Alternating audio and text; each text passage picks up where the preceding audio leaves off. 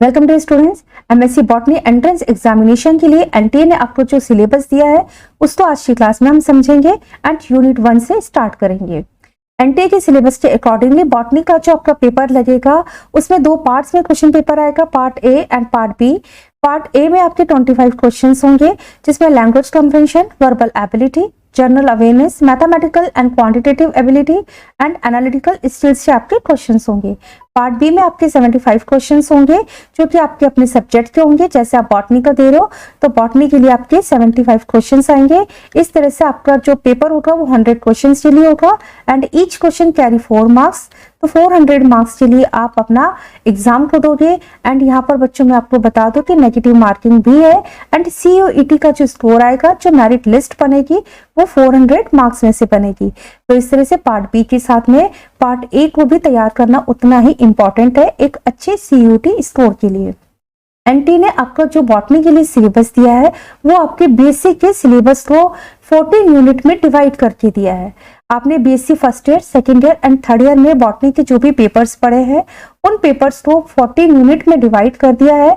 Unit 1 है phycology microbiology, unit second में biomolecules and cell biology, unit third में mycology and phytopathology, unit 4 archegoniatae, unit 5 में anatomy and angiosperm, unit 6 economic botany, unit 7 genetics, unit 8 molecular biology, unit 9 है plant ecology and phytogeography, unit 10 है plant semantics जिसमें हम systematics पढ़ते हैं, unit 11 reproductive biology of angiosperm, unit 12 है physiology, unit 13 plant metabolism and unit 14 है plant biotechnology. तो इस तरह से सारे सिलेबस आपने BSc first year, second year, third year में इनको पढ़ा है, वही सिलेबस आपका एनटीए के एमएससी बॉटनी एंट्रेंस के एग्जामिनेशन के लिए। साथ ही बच्चों मैं आपको बता दूं, अगर आप राजस्थान यूनिवर्सिटी से एमएससी करना चाहते हो तो जो सीयूईटी का स्कोर होगा उसके बेसिस पर आपको राजस्थान यूनिवर्सिटी में एडमिशन नहीं मिलेगा। आरयू अपना खुद का एक पीजी एंट्रेंस एग्जाम को कंडक्ट कराती है, उसका जब भी नोटिफिकेशन आएगा मैं आपको अपडेट कर दूंगी। लेकिन हम बात करें सिलेबस की तो राजस्थान यूनिवर्सिटी में भी बॉटनी का जो सिलेबस होता है सेम सिलेबस होता है। बीएससी का पूरा पेपर जो भी आप पढ़ते हो 9 पेपर्स वो एंट्रेंस एग्जामिनेशन में आते हैं। तो इस तरह से हमारा syllabus CUET PG entrance and Rajasthan university and MSc entrance के लिए कॉमन हो जाता है। आज की क्लास में हम फाइकोलॉजी से स्टार्ट करेंगे।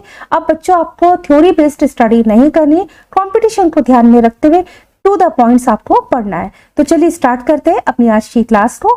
मैं रेशमा कपूर, बॉटनी लेक्चरर, जयपुर, राजस्थान से। यूनिट 1 फाइकोलॉजी में जो टॉपिक्स आपको पढ़ने हैं, general characters of algae and algal cell, reserve food, pigments and chloroplast. जब मैं क्लोरोप्लास्ट कह रही हूँ इसका मतलब है कि यहाँ पर जो क्लोरोप्लास्ट की वेरियस शेप्स मिलती है एल्गल सेल में उनके ऊपर क्वेश्चंस बन जाते हैं, जैसे कि कप शेप क्लोरोप्लास्ट मिलता है या रिबन शेप क्लोरोप्लास्ट होता है, like this. Habit and habitat को पढ़ना है, थैलस ऑर्गेनाइजेशन, रिप्रोडक्शन में वेजिटेटिव, असेक्सुअल एंड सेक्सुअल। यहाँ पर आपको मेनली फोकस करना है वेरियस टाइप्स ऑफ स्पोर्स जो कि एल्गी में ड्यूरिंग दी असेक्सुअल रिप्रोडक्शन बनते हैं। देन क्लासिफिकेशन, जिसमें आपको क्लास लेवल तक के कैरेक्टरिस्टिक फीचर्स याद होने चाहिए। Economic importance, alternation of generation, vegetative and reproductive structure of सब इंपॉर्टेंट मेंबर्स। बीएससी में आपने एल्गी के जो मेंबर्स पढ़े हैं उनके ऊपर क्वेश्चंस बन जाते हैं, तो यहाँ पर आपको यूनिक फीचर्स ध्यान में रखने हैं जो कि उनकी वेजिटेटिव स्ट्रक्चर या रिप्रोडक्टिव स्ट्रक्चर में मिलती है। जैसे कि बात करें हम क्लारा की तो क्लारा में ग्लोब्यूल बनता है, न्यूक्लियल बनता है। इसी तरह वाउचेरिया में सिंजियोस्पोर्स बनते हैं, कॉन्ग्रोसीरा स्टेज मिलती है। तो इस टाइप के क्वेश्चंस जो कि यूनिक होते हैं किसी जीनस के लिए उसको भी आपने पढ़ के जाना है। And evolution of sex in algae. Phycology क्या होती है? Is the study of algae. शैवालों के अध्ययन को हम फाइकोलॉजी कहते हैं, इसको हम एल्गोलॉजी भी कहते हैं। फाइको बेसिकली एक ग्रीक वर्ड है जिसका मतलब होता है सीवीड्स या समुद्री खरपतवार। फादर ऑफ फाइकोलॉजी एफर फ्रिश्च है। ध्यान रखना है इन्होंने एक किताब लिखी थी structure and reproduction of algae. Father of Indian phycology MOP Iyengar. Iyengar साहब ने फ्रिश्चिलिया एल्गी को डिस्कवर किया है। ये याद रखना है। जो भी पॉइंट्स बच्चों में आपको आज की क्लास में दूंगी सभी पॉइंट्स को आपने नोट कर लेना है। इसका जो पीडीएफ है वो भी मैं डिस्क्रिप्शन में अपलोड कर दूंगी, इससे बाहर आपको पढ़ने की जरूरत नहीं पड़ेगी। फ्रिश्चिलिया हेटेरोट्राइकस टेरेस्ट्रियल एल्गी होता है। एल्गी को हम देख लेते हैं, इसकी डेफिनेशन क्या दी गई है। The algae are chlorophyll bearing organisms which possesses unicellular sex organs or multicellular ones in which every cell forms a cavity। ठीक है, एल्गी क्या होते हैं, ऐसे ऑर्गेनिज्म जिनमें क्लोरोफिल होता है लेकिन ये यूनिसेलुलर सेक्स ऑर्गन को बियर करते हैं, और अगर ये मल्टीसेलुलर होते हैं तो उनमें भी हर सेल गैमेट प्रोड्यूस कर सकती है। अब तक 1800 जेनरा एल्गी के नोन है with 21,000 species. Important features of algae, इसको देख लेते हैं। Algae eukaryotic, gametophytic, aquatic, thalloid, autotrophs plants होते हैं। मींस ऐसे प्लांट जिसमें यूकैरियोटिक सेल ऑर्गेनाइजेशन है। गैमेटोफाइट प्लांट बॉडी है, इसका मतलब जो इनकी मेन वेजिटेटिव प्लांट बॉडी होती है उसमें हैप्लॉइड सेट ऑफ क्रोमोसोम होता है। एक्वेटिक होते हैं ज्यादातर एल्गी। थैलोइड होते हैं, जो इनका प्लांट बॉडी होती है वो रूट, स्टेम एंड लीव्स में डिफरेंशिएट नहीं होती।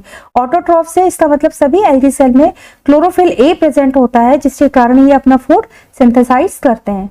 नो टिश्यू डिफरेंशिएशन, टिश्यू का डिफरेंशिएशन नहीं मिलता।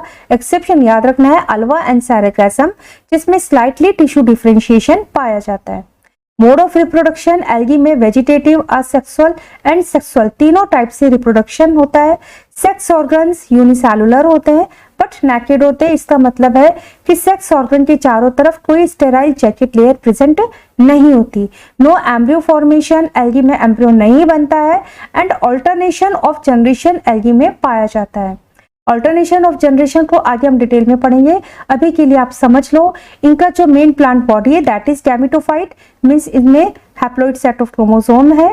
ठीक है, गैमेटोफाइट प्लांट बॉडी जब भी गैमेट्स प्रोड्यूस करती है तो मियोसिस डिवीजन नहीं होता, क्योंकि मियोसिस होता है गैमेट्स को हैप्लॉइड करने के लिए। ठीक है, प्लांट बॉडी खुद ही गैमेटोफिटिक है, हैप्लॉइड सेट रखती है, तो यहाँ पर मियोसिस डिवीजन नहीं होगा। गैमेट्स का फ्यूजन होता है। गैमेट्स जब फ्यूज हो जाते हैं तो जाइगोट बनाते हैं, और आपको पता है जाइगोट जो है वो डिप्लॉइड होता है। ठीक है, मान लो यहाँ पर एक मेल गैमेट और ये फीमेल गैमेट, इसका फ्यूजन होगा तो जाइगोट डिप्लॉइड बनेगा। डिप्लॉइड जाइगोट के साथ ही यहाँ पर स्पोरोफिटिक फेज लाइफ में एंटर कर जाती है। ठीक है, स्पोरोफिटिक फेज हो गई, और गैमेट्स या जो भी प्लांट बॉडी गैमेट प्रोड्यूस कर रही है वो गैमेटोफाइट हमारा मेन प्लांट है। ये हो गया गैमेटोफाइट। ठीक है, तो लाइफ में गैमेटोफाइट फेज है और इसके साथ ही स्पोरोफाइट फेज भी आ रही है, that is alternation of generation. यहाँ पर जो जाइगोट होता है वो जाइगोट oospore में कन्वर्ट होता है, एंड oospore में अब मियोसिस डिवीजन होगा। मियोसिस के साथ ही हैप्लॉइड स्पोर्स बनेंगे एंड न्यू हैप्लॉइड प्लांट बन जाता है। ठीक है, तो इस तरह से एल्गीज के अंदर एम्ब्रियो फॉर्मेशन नहीं होता, चाहे को डायरेक्ट oospore में कन्वर्ट हुआ, oospore में मियोसिस हो गया एंड देन हैप्लॉइड प्लांट बन गए। बच्चे लोग पूरा बीएससी कर लेते हैं लेकिन वो गैमेटोफिटिक एंड स्पोरोफिटिक को लेकर कंफ्यूज रहते हैं। बस आपको इतना ध्यान रखना है, जो गैमेटोफाइट प्लांट बॉडी होती है हैप्लॉइड सेट ऑफ क्रोमोसोम रखती है।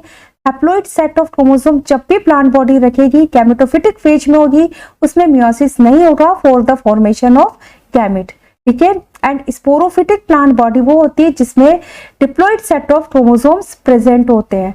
ठीक है, एंड स्पोर्स जब ये बॉडी बनाएगी, स्पोरोफिटिक प्लांट जब स्पोर्स बनाएगी तब उसमें मियोसिस डिवीजन होगा। नेक्स्ट हम देखते हैं characteristic features of algae cell. क्योंकि एल्गी हमारे यूकैरियोटिक है, तो यूकैरियोटिक सेल के जो कैरेक्टरिस्टिक फीचर्स होते हैं वो सभी फीचर्स एल्गी सेल में हमें दिखाई देते हैं। अब हमको इसको पढ़ना कैसे है वो देख लेते हैं। सेल वॉल, एल्गी की जो सेल वॉल होती है उसमें सेलुलोज होता है। ये इंपॉर्टेंट है, किसी भी ऑर्गेनिज्म के प्लांट होने के लिए उसकी सेल वॉल में सेलुलोज होना जरूरी है। इसके साथ ही हेमीसेलुलोज होता है एंड पैक्टिन्स की बनी होती है। गैलेक्टेन्स प्रेजेंट हो सकता है, मेनेन्स प्रेजेंट हो सकता है। ये बहुत इंपॉर्टेंट पॉइंट है बच्चों, इसके ऊपर ना क्वेश्चन आया हुआ है। ठीक है, किसकी सेल वॉल में सेलुलोज, गैलेक्टेन्स एंड मेनेन्स प्रेजेंट होता है। तो जो एल्गीज होते हैं उनकी सेल वॉल में ये सेलुलोज, हेमीसेलुलोज, पेक्टिन्स के साथ में गैलेक्टेंस एंड मेनिन्स भी प्रेजेंट हो सकता है। अब आपको क्या ध्यान में रखना है कि जो ब्राउन एल्गीज है जिनको फियोफाइसी कहते हैं, इनकी सेल वॉल में एल्जीनिक एसिड एंड फ्यूजिनिक एसिड भी मिलता है। डाइटम्स की सेल वॉल में सिलिका पाई जाती है एंड रेड एल्गी और रोडोफाइसी के मेंबर में जाइलेन एंड अगार भी सेल वॉल में प्रेजेंट होता है। ब्लू ग्रीन एल्गी या जिनको हम साइनोबैक्टीरिया भी कहते हैं, इनको हम प्लांट किंगडम में क्यों नहीं पढ़ते, इनको हमने एल्गी के साथ में क्यों नहीं रखा है, क्योंकि आपको ध्यान में रखना है जो ब्लू ग्रीन एल्गी होती है इनकी सेल वॉल न्यूरामिक एसिड की बनी होती है। ठीक है, इनकी सेल वॉल में न्यूरामिक एसिड होता है। इसके साथ ही ब्लू ग्रीन एल्गी की जो सेल होती है वो प्रोकैरियोटिक होती है। ठीक है, प्रोकैरियोटिक होती है, इसलिए ब्लू ग्रीन एल्गी को हम किंगडम मोनेरा में रखते हैं एंड एल्गी को हम प्लांट किंगडम में पढ़ते हैं। नेक्स्ट है प्लाज्मा मेम्ब्रेन। प्लाज्मा मेम्ब्रेन जैसे सभी ऑर्गेनिज्म की होती है लिपोप्रोटीन बाइलेयर की बनी, एल्गीज में भी प्लाज्मा मेम्ब्रेन लिपोप्रोटीन बाइलेयर की मिलती है, लेकिन जो आपकी बैक्टीरिया होते हैं उनकी प्लाज्मा मेम्ब्रेन लिपोप्रोटीन की बनी नहीं होती। बहुत important point, cell wall mucilaginous sheath से सराउंडेड होती है। साइटोप्लाज्म, एल्गी का साइटोप्लाज्म सेल में डेंस होता है, cell membrane bounded cell organelles पाए जाते हैं एंड जो राइबोसोम्स होते हैं वो एटीएस टाइप के होते हैं। नेक्स्ट है nucleus. Well organised nucleus algae में मिलता है क्योंकि जो सेल है वो यूकैरियोटिक सेल है। क्या ध्यान में रखना है कि जो डीएनए होता है वो हिस्टोन प्रोटीन्स के साथ में होता है। ठीक है, यूकैरियोटिक सेल होने के लिए डीएनए के साथ में हिस्टोन प्रोटीन्स मिलता है। अब जो एल्गी सेल्स होती है बच्चों, इसमें न्यूक्लियस यूनी न्यूक्लियड भी मिल सकता है, मीन्स सेल में एक न्यूक्लियस भी होता है, और ये जनरली सभी एल्गीज में जो सेल होती है वो यूनी न्यूक्लिएटेड होती है। ठीक है, लेकिन कुछ एल्गी के एग्जाम्पल हैं जिनमें सेल मल्टी न्यूक्लिएट हो सकती है और सिनोसिटिक ऑर्गेनाइजेशन भी रखती है। अब मल्टी न्यूक्लिएट का एग्जाम्पल आपको याद रखना है, Bracteacoccus is a multi nucleated algae and Chlorochytrium is also multi nucleated algae. Coenocytic condition का एग्जाम्पल वाउचेरिया एंड ग्रिफ्थीसिया। ठीक है, तो ये हो गया आपके न्यूक्लियस के लिए। बहुत ही important point, nucleus suspended in cell by fine cytoplasmic threads, example है स्पाइरोगायरा एंड जिग्नेमा। तो ऐसे क्वेश्चंस आपके कंपटीशन में बन जाते हैं। ठीक है, स्पाइरोगायरा एंड जिग्नेमा में पूछा जा सकता है कि ऐसा कौन सा एल्गी प्लांट है जिसका न्यूक्लियस साइटोप्लाज्मिक थ्रेड के द्वारा सस्पेंडेड मिलता है। तो यहाँ पर मैं आपको टू द पॉइंट्स आपको चीजें बता रही हूँ आपके ओवरऑल एल्गी के फाइकोलॉजी के सिलेबस में से। वेरिएशन इन क्रोमोसोम मॉर्फोलॉजी भी एल्गीज में देखने को मिलती है। स्मॉल स्फेरिकल शेप के जो क्रोमोसोम्स होते हैं उसका एग्जाम्पल्स याद रखना है, डेस्मिड्स में मिलते हैं एंड थ्रेड लाइक क्रोमोसोम्स मिलते हैं ईडोगोनियम में एंड नंबर ऑफ क्रोमोसोम्स में भी वेरिएशंस देखने को मिलते हैं। सबसे कम नंबर का क्रोमोसोम n बराबर 2 के साथ में पोरफायरा लिनियरेट्स में मिलता है एंड n बराबर 592 सबसे ज्यादा नंबर में क्रोमोसोम्स मिलते हैं नेट्रियम डिजिटेटिस में। इसके साथ ही एल्गी के क्रोमोसोम साइज में भी वेरिएशंस देखने को मिलते हैं। साइज ऑफ क्रोमोसोम्स में सबसे कम साइज का क्रोमोसोम 0.25 मिलीमीटर यूलोट्राइकेल्स के मेंबर्स में एंड सबसे बड़े साइज का क्रोमोसोम 12 मिलीमीटर साइज का ईडोगोनियल्स एंड कारेल्स में देखने को मिलता है। तो इस तरह से आपको टू द पॉइंट्स अपने सिलेबस को, अपने नोट्स को तैयार करना है। अब हम देखते हैं प्लास्टिड्स। प्लास्टिड्स बात करते हैं क्लोरोप्लास्ट की। ठीक है, क्लोरोप्लास्ट क्या होते हैं? ग्रीन प्लास्टिड्स मीन जिनमें green pigment chlorophyll A and chlorophyll B मिलता है, उसको हम कहते हैं क्लोरोप्लास्ट। ठीक है, and chloroplast A and B chlorophyll के साथ में ग्रीन एल्गी क्लोरोफाइसी के मेंबर में मिलता है। मोस्टली 1 क्लोरोप्लास्ट प्रेजेंट होता है, लेकिन कुछ हमारे एक्सेप्शंस हैं, उनको आप नोट कर लेना, जैसे कारा है, वाउचेरिया, स्पाइरोगायरा, इसमें एक से ज्यादा क्लोरोप्लास्ट सेल में प्रेजेंट होते हैं। ठीक है, क्लोरोप्लास्ट में डीएनए भी पाया जाता है एंड 70S टाइप के राइबोसोम्स भी एल्गल क्लोरोप्लास्ट में मिलते हैं। प्लास्टिड्स में हम देखें तो ऐसे प्लास्टिड्स जिसमें क्लोरोफिल ए पिगमेंट तो होता है लेकिन क्लोरोफिल बी पिगमेंट नहीं होता, बट अनदर क्लोरोफिल्स प्रेजेंट होते हैं, जैसे कि क्लोरोफिल सी हो सकता है, क्लोरोफिल डी हो सकता है, क्लोरोफिल ई हो सकता है, उनको हम कहते हैं क्रोमोप्लास्ट, ठीक है, या क्रोमेटोफोर्स। तो मैं आपको बच्चों टू द पॉइंट पढ़ा रही हूँ, होपफुली आपको समझ में आ रहा होगा। क्लोरोप्लास्ट की शेप्स में भी वेरिएशंस देखने को मिलते हैं एंड इसके ऊपर भी क्वेश्चन पूरे बनने की संभावना है, जैसे कि कप शेप्ड क्लोरोप्लास्ट ये मिलता है Chlamydomonas and Chlorella and Volvox में। गिर्डल शेप क्लोरोप्लास्ट यूलोथ्रिक्स में। Reticulate chloroplast Oedogonium, Hydrodictyon, Cladophora and Chlamydomonas reticulata. C लिखा है मीन्स क्लेमाइडोमोनास है। Ribbon shaped chloroplast Spirogyra. Stellate means star shaped Zygnema and Chlamydomonas arachne. H shaped chloroplast ये मिलता है Chlamydomonas biciliata. Discoidal chloroplast Chara and Vaucheria and Chlamydomonas alpina. तो ये आपके सारे शेप्स ऑफ क्लोरोप्लास्ट हो गए, आपको अब बाहर ढूंढने की जरूरत नहीं है। नेक्स्ट हम देख लेते हैं फ्लैजिला, ये भी बहुत इंपॉर्टेंट है, क्योंकि एल्गी यूकैरियोटिक ऑर्गेनाइजेशन को रखते हैं, इसलिए इसमें जो फ्लैजिला होता है उसमें 9+2 अरेंजमेंट मिलता है फिब्रिल्स का, जबकि प्रोकैरियोटिक सेल में फ्लैजिला मिलती है बैक्टीरिया में, लेकिन 9+2 अरेंजमेंट नहीं मिलता।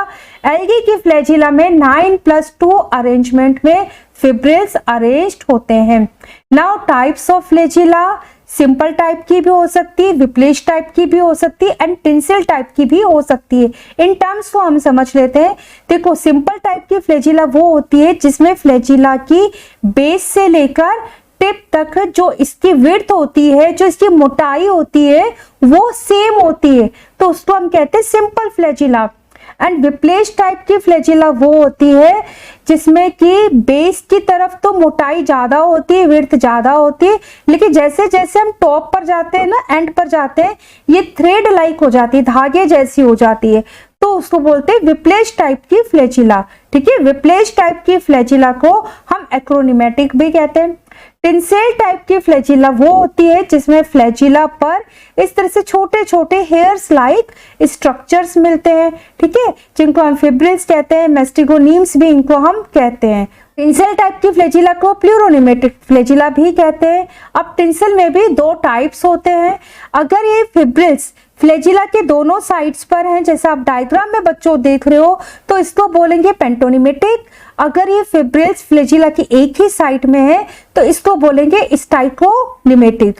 तो ये फ्लैजिला के टाइप्स के ऊपर क्वेश्चंस आ जाते हैं। अब हम देखते हैं पोजीशन ऑफ फ्लैजिला में, सेल में फ्लैजिला कहां पर है, टर्मिनल या एंटेरियर। जैसा कि डायग्राम में आपको दिखाई दे रहा है, एंटेरियर का मतलब होता है कि जब फ्लैजिला सेल के एंटेरियर टिप पर है। इसका एग्जांपल याद रखना, क्लेमाइडोमोनास।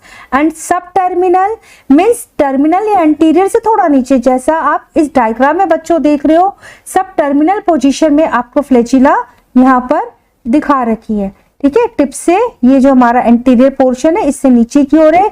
इसका डायग्राम आपको याद रखना है, बहुत इंपॉर्टेंट है। इसका एग्जांपल ईडोगोनियम का जूस्पोर। ईडोगोनियम के जूस्पोर में फ्लैजिला का क्राउन बनता है और 150 से ज्यादा और 150 से ज्यादा फ्लैजिला ईडोगोनियम के जूस्पोर में पाई जाती हैं।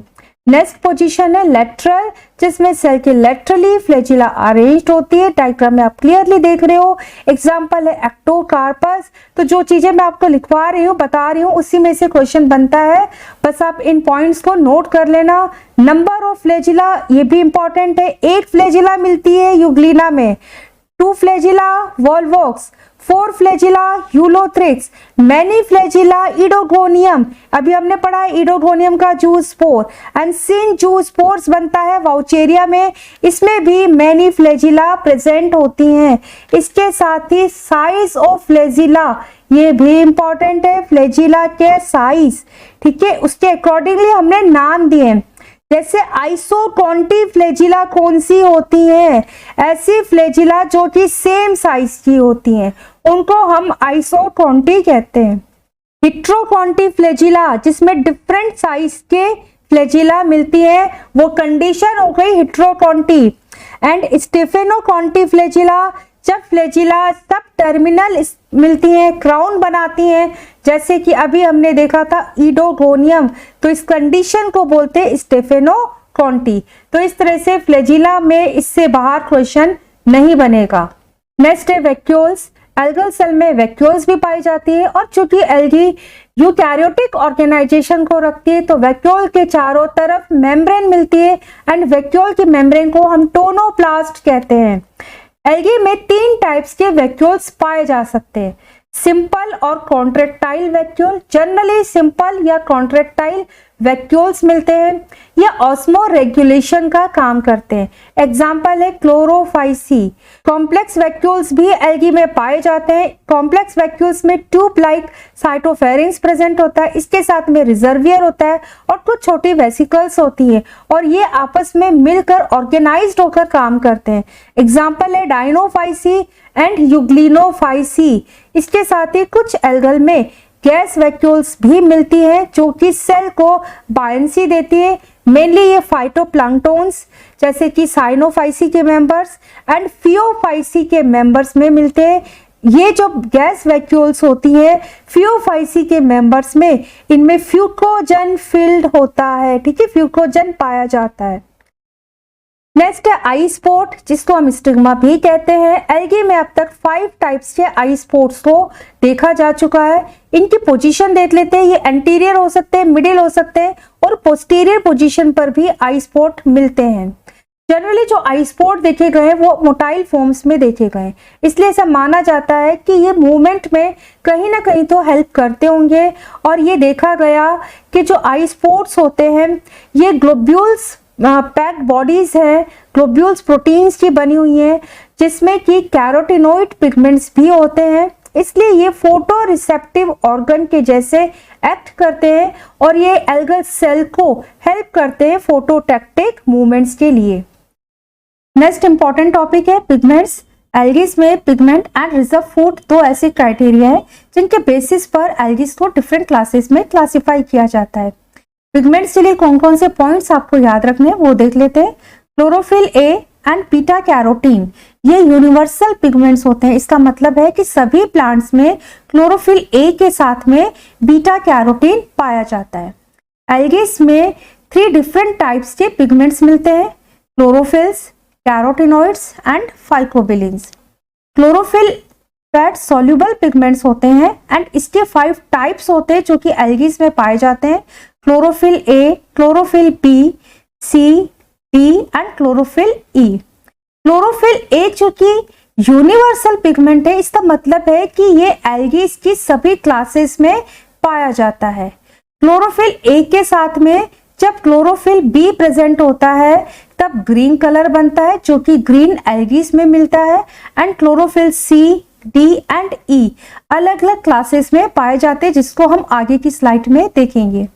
कैरोटिनॉइड्स के 2 टाइप्स होते हैं, कैरोटीन्स एंड जैंथोफिल्स। एल्गीज में 5 टाइप्स के कैरोटीन्स देखे गए हैं। मेनली ये येलो कलर के होते हैं। कैरोटीन्स के लिए आपको याद रखना है कि ये ब्लू एंड ग्रीन लाइट को एब्सॉर्ब करते हैं, and yellow and red light को ये ट्रांसमिट करते हैं। जैंथोफिल्स, more than 20 types of जैंथोफिल्स are discovered in different classes of algae.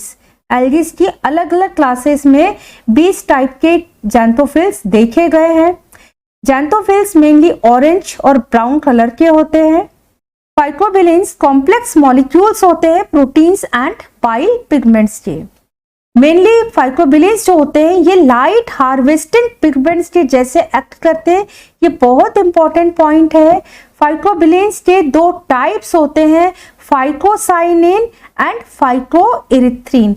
ये जो फाइकोबिलेंस होते हैं ये ऑरेंज और रेड लाइट को एमिट करते हैं।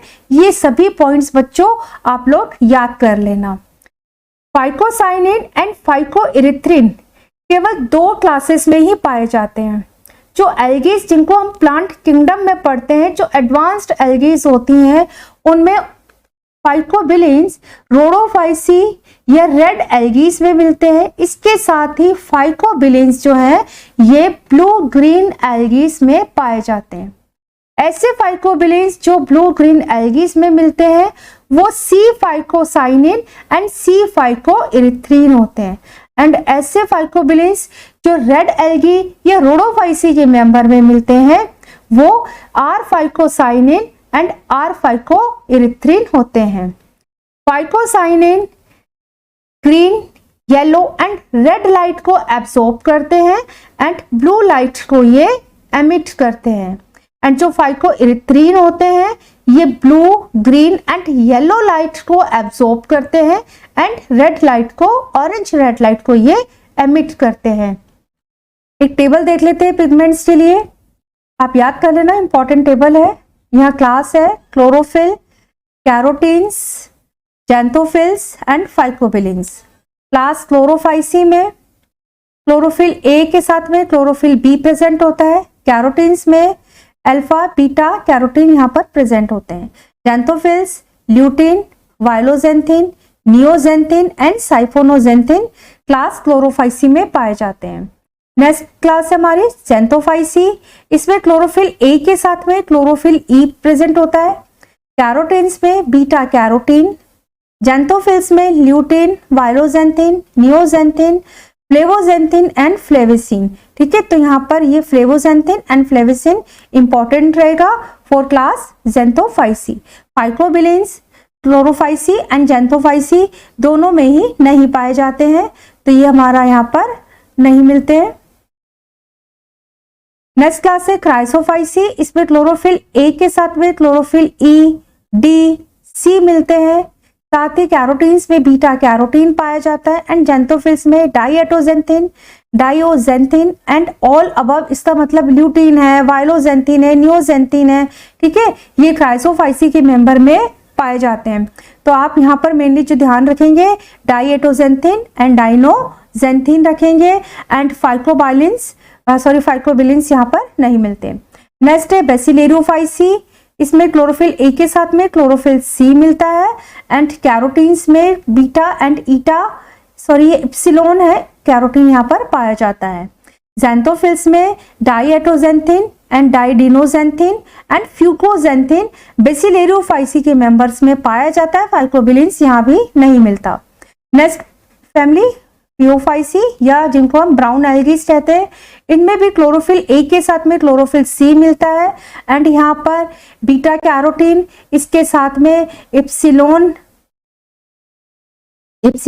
कैरोटीन भी मिलता है एंड जैंथोफिल्स में फ्यूकोजेंथिन, ल्यूटिन, नियोजेंथिन एंड वायलोजेंथिन। यहाँ पर बच्चों एक बहुत इंपॉर्टेंट क्वेश्चन आ जाता है, जो ब्राउन एल्गीज होती हैं, जो फ्यूफाइसी के मेंबर्स होते हैं, उनमें ब्राउन कलर फ्यूकोजेंथिन के कारण होता है।